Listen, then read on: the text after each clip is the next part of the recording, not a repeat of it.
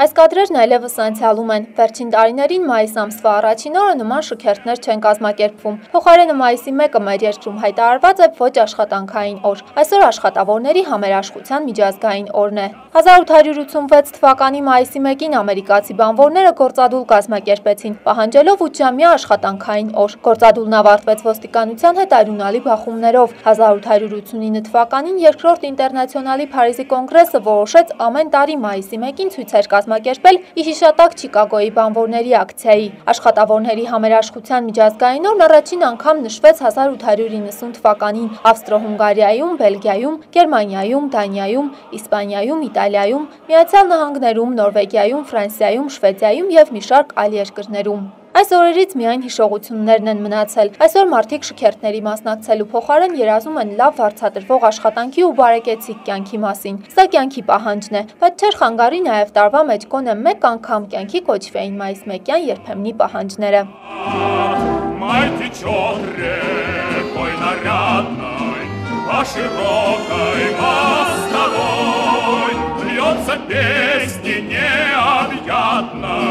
Над красавицей Москвой.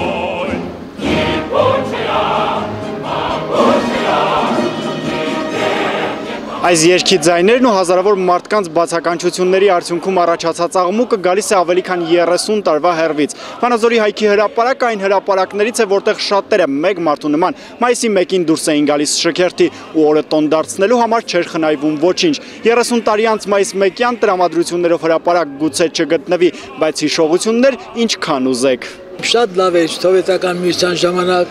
ամսի 1-ին գնում ենք պարադի հիմնարկով բոլոր ուրախացած նկարվում ենք այնտեղ, ոչ հետո գնում ենք ինչ-որ մի բան անտառ էին գրում մայովկը եւ այլ շատ ուրախ էր ժամանակ։ Աշխարհով մեկը մայիսի 1-ը նշում էին բանվորների